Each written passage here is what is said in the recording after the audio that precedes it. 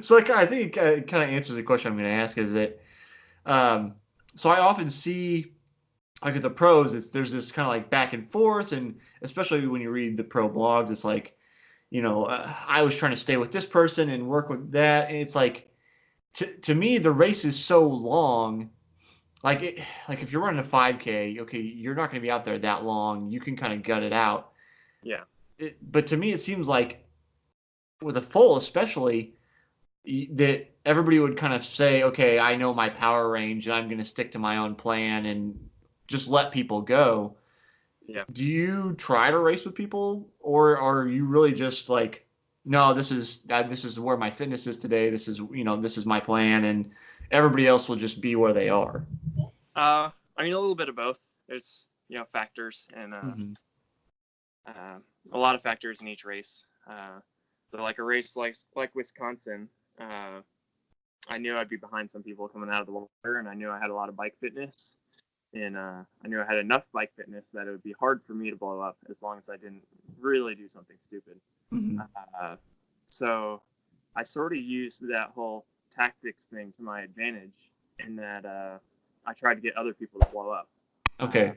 so, I tried to make it hard on everyone else, and it's also an ego thing, a mental thing, whether it's actual benefit at riding at the legal distance or not in aerodynamics. But Mm-hmm.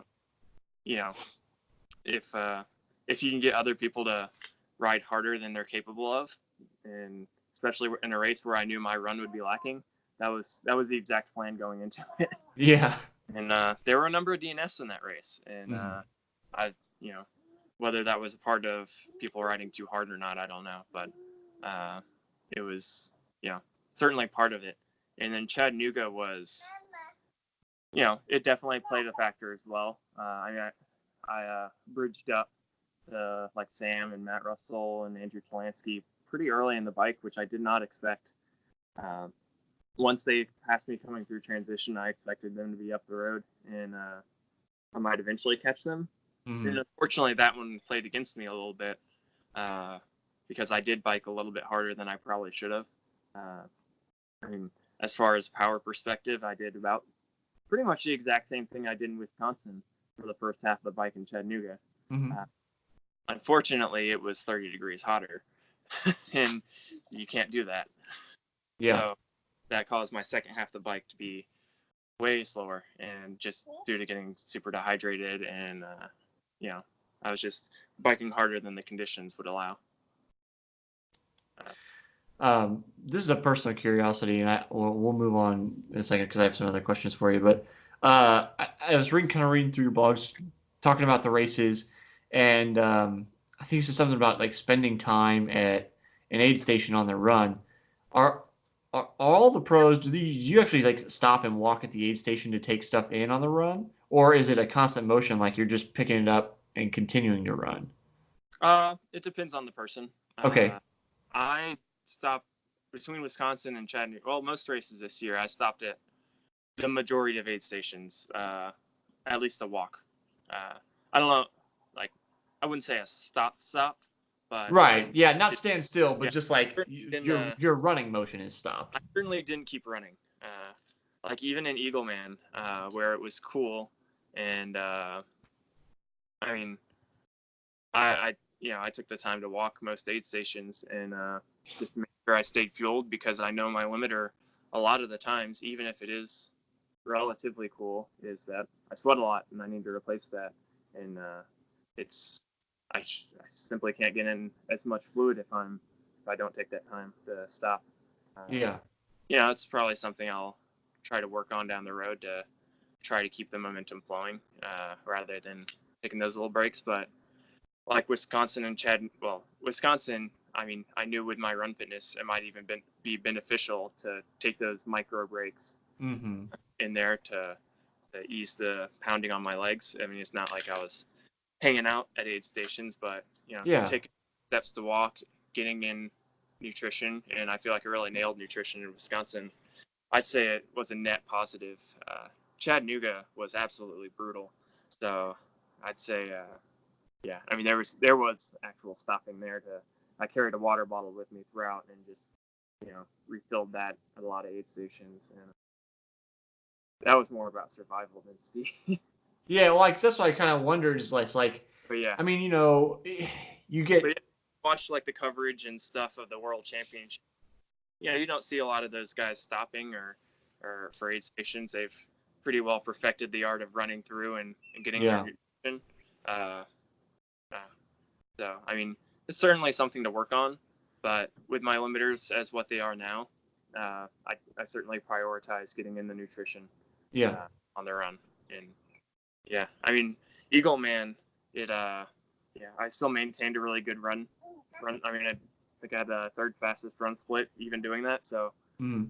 I mean, certainly worked out. I'm glad I didn't take any additional time with the fourth place finisher being 6 seconds behind me. Yeah, So, but I mean, sometimes you just have to put that out of your mind to make sure you have you know, a good race throughout the entire race and don't have that drop off because like 2 years prior, Eagle Man, second half of the run completely blew and I was run walking out mm-hmm. of necessity and yeah, had a 20 to 30 minute slower run split because of it. Yeah, yeah. It's always just a curiosity, just because with the distance being so far, we're almost regardless of fitness because of how hard you're going personally. Like if I'm, whatever your RPE is, we're all trying to maintain a similar RPE. Like Mm-hmm. it seems like a game of survival because you're racing for so long. You can't just gut it out. Like you have to take in fluids and you have to take in fuel and Yeah. kind of strategizing all that stuff. So it's just again, it's just a personal curiosity. Yeah. I do want to shift gears a little bit because I'm curious about what you do for work. Yeah. Um, I actually have a friend who is a travel nurse, and she posts photos from all over the place. I'm kind of curious how you chose to be a travel nurse, and then like how does that work in with triathlon? Because you're going to travel a bunch for triathlon, and then you also have to travel for work.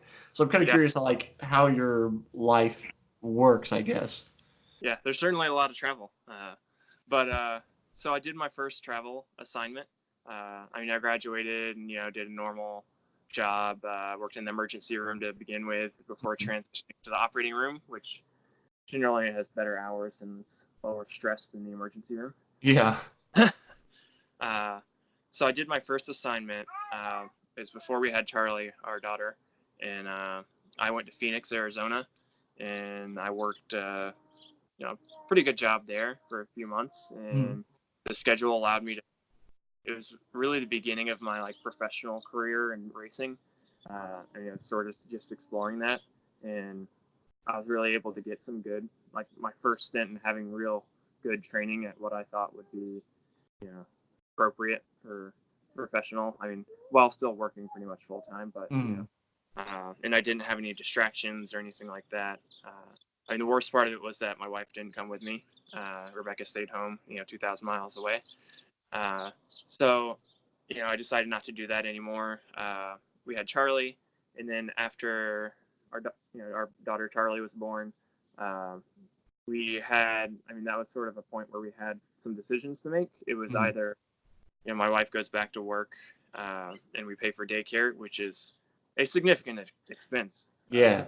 It's like half of the salary in South Carolina would be going to daycare, uh, and things would sort of stay the same. I had a good work schedule for training and all that stuff, um, but I mean, I do enjoy traveling, and we knew that was an option, so we decided instead to do traveling. And Rebecca would not work, and she would stay with Charlie, uh, and I would work full time traveling, which it does pay better.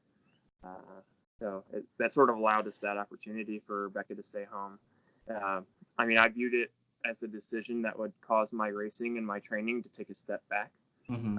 It was sort of a conscious decision in that, I mean, it just wouldn't be as good. I'd be working more hours. I'd have a lot more on call. It would be more stressful in general. And it was, but I mean, luckily my results have still in my training, and uh, you know, things have continued to progress, which is super encouraging.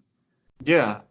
But since we made that decision, we went to Denver for 6 months. And after that, we went to Tucson for a few months. That's where my coach lives, and it was during the winter, so that's where a ton of guys go in the winter to train. So Mm-hmm. a lot of I go have certainly been decided by what would be good for training, as well as the assignments that are available. And then after that, where we're at now is Grand Junction, and I think we're about 6 months in here, and we're actually we're going to try to stay here because we love it so much. I mean, another reason we decided to travel, or at least do travel nursing, is to figure out where we want to live eventually. Mm-hmm. And we love South Carolina, but I'm being honest, it's not the best thing for being a professional triathlete, Mm-hmm. especially where we lived, where we still have a house there. I mean, it's just dangerous as far as cycling goes. I mean, there's a lot of things you can do to mitigate that danger, and I certainly did a lot of indoor training, which is beneficial. But when you see beautiful places and training places that you don't have to have that danger, and that that constant sense in the back of your mind that you're risking something by going out to do what you love, Mm-hmm. then it's hard to make the decision to go back to to being in that situation. Yeah, is it drivers? Is it road conditions? What's the issue there? Yeah, I mean, it's drivers, not only in the attitude and culture towards uh, Okay. endurance athletes, but also just the fact that there's more of them. Yeah. East Coast is more populated than the West Coast in general. Um, so more drivers equals more chances of getting hit. I've never been Yeah. hit, so I, you know, but I'm, when you know enough people that it happens to, it's Yeah. yeah. And I certainly don't mind doing indoor training, and I'll probably still keep doing it some. Helps sort of ease my perfectionist tendencies. Uh, but I mean, we're in Grand Junction here. It's it's not a tiny town, but it's not a huge city. There's not a ton of drivers. We're staying out on a farm right now. That's where I'm at, sitting here. And if I want to go time trial, there's flat farm roads everywhere, and Mm-hmm. everywhere I look, there's a mountain that can go be climbed on the bike, or Yeah. and I mean, there's trails everywhere, and the community here is just it's just completely different. Like, it's the norm here to be a cyclist, or to be a runner or a hiker, whereas the culture, like in a place like South Carolina, in most places I've been, is you're different. Like, you're the weird one for doing those things. Yeah. Yeah, I know we've had like mixed feelings. I'm in Kansas City, and the city is trying to like revamp the roads to be multimodal and be cycling friendly and pedestrian friendly and all these kind of things. And like I went to a kind of like a city planning meeting, and there was like definitely, we'll say older people. They were like, "Who bikes? Like nobody bikes. Why would we even put a bike lane in?" And yeah. so yeah, there's definitely like mixed A lot of hate and vitriol, feelings. towards us for some reason in a lot of places. And I mean, it's it's never going to completely go away where Yeah. but it's certainly a different culture uh, here. I mean, even in other places I've been to, uh, like bigger cities, just hard to avoid. There's more traffic, Yeah. uh, even if everyone's completely if everyone's a cyclist and they get it, there's still inattentive people. And Hmm. but I mean, outside of just that, I mean, it's just we just really love it here. There's a lot of great people. We've made a lot of friends. Uh, yeah, it's a nice place to be. And Yeah. it's I mean, it's nice to find some place where you feel like you're at home and you feel like you're, with other people that get it, whatever it is that you're after. yeah, yeah. And I mean, even since being here, I've only been here 6 months. I've already partnered with like a local farm here. Not the farm I'm staying on. I mean, certainly have a good relationship with them, but another farm that has they send out like local produce and meat and dairy and all this stuff, and Hmm. partnered with them to with my training and racing, and they find value in what I do, whereas that never seemed to be a thing on the East Coast. Where I tell someone that I'm a professional triathlete, and I view myself as an elite athlete at this point, Mm-hmm. and I take what I do very seriously. Um, they don't understand on the East Coast what it means. Whereas here, it's more of a, people look up to it a little bit more. It's Mm-hmm. more respectable because they do it and they understand what it takes to become good at it. Yeah. Whereas like the Southeast, it's a baseball, football type culture, and Mm-hmm.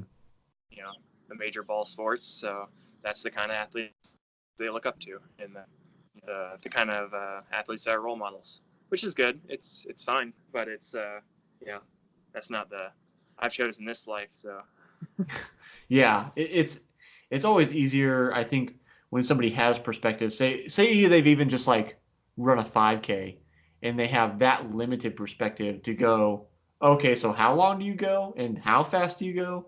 yeah, And then they're like, oh, like okay, they get kind of the enormity of it, and I'll say like the specialness of, especially in your case, like how fast you can go compared to 99.9% of the population. yeah. But no, I'm still. I mean, coming from South Carolina, it's in like my background as an athlete. I mean, I certainly wasn't a very good athlete, uh, like endurance athlete or anything for a very long time. I mean, I'm still like, I'll go out for runs. I'm still amazed by like, I don't understand how this happened and how I'm able to do this, but it's pretty pretty amazing. Because I mean, I still remember the times where like it was so hard, and I would try so hard and to hit certain paces and do certain things, and now it's like I can do those things easily, and it's just sort of it's just strange for me that I've Yeah. gotten to the point where I am. But yeah, it's it's certainly nice to be in a place where that's people get it, they understand that people work towards similar goals, and Yeah. people invite you on bike rides after work, and I can walk into a room and people are talking about it and I'm not even part of the conversation. Yeah. It's just a normal thing. It's a completely complete culture shift, really. Yeah. Yeah. Well, Adam, we're starting to run short on time. So this is a question this year, everybody that comes on the show, I ask this question because I think it's kind of a universal. So I like to ask people. So say after a hard race or a hard workout, if you can only choose one food for recovery for the rest of your life, what do you choose? Oh, there's a lot of answers to that. Can you say that again? Your audio cut out. There, am I only allowed to have one answer? Yeah, you got to pick one. That's the deal. Oh man, I'm gonna cheat and choose two instead. Okay. Well, my answer should be Team Katouf Nutrition, because they're my nutrition sponsor, and Load Reload is pretty much what I use after pretty much all my workouts, and even after races a lot sometimes. So that's pretty much what I actually use. But as far as like favorite, top, probably like ice cream or fudge or something chocolatey maybe. I certainly like chocolate. Yeah. That seems like I love asking that question because I often get that dual response where you're like, this is the answer that I should use, and it's often the answer that's like this is what I get, but then it's like I get answers like I love pizza. That I get that a lot. Just Yeah. things that's like you shouldn't eat, so to speak, but it's just like this almost this like mental recovery after you've Well, kind yeah. of put this in. If we're going what I actually choose, and also a bit of my indulgences, we'll Yeah. say I'd use a protein type of recovery like Load Reload, which is they're like 1-to-1, but Uh-huh. that leaves you some additional like carbohydrates to throw in there to get to your ideal 3 or 4-to-1 ratio to Mm. replenish glycogen. So I throw a lot of whether sometimes healthy, sometimes less healthy sweets on top of that. Yeah. So donuts, muffins, whatever's around. If it was super hot, I'm sure something saltier is in the mix. Yeah. That's like that's why I love that question. Just like I think there's this perception of, especially pros, it's like, oh, you've got to eat like the cleanest diet ever. It's like, well, Oh, most of the time, but I also oh, love ice cream. I mean, if you're on a limited training schedule, you get a lot less leadway in what you can choose. Yeah. If you're on the 20 plus hour a week training schedule and you burn as many calories an hour as I do, like 800 to 1,000 plus per hour of working out, Yeah. not to mention the burn afterwards, you get Right. more discretionary calories to consume. Yeah. I mean, you just have to get the fuel, and it doesn't necessarily always have to be the healthiest thing. You certainly want a balanced diet, but yeah, I mean, if I don't eat enough, I'm gonna wither away. Yeah. Adam, if people want to follow you, find you, see how your career is progressing, where can they find you? I've got my personal Facebook page. I've got my professional Facebook page, which you can find both Adam Feigh. My professional page is professional endurance athlete. After that, Instagram it's Biathlon, which is my last name, and then athlon, which I thought was pretty clever. My blog is the same. Our website it's biathlon.com. Which, I try to put any life or race updates on there, which I think I'm due for another life update coming soon.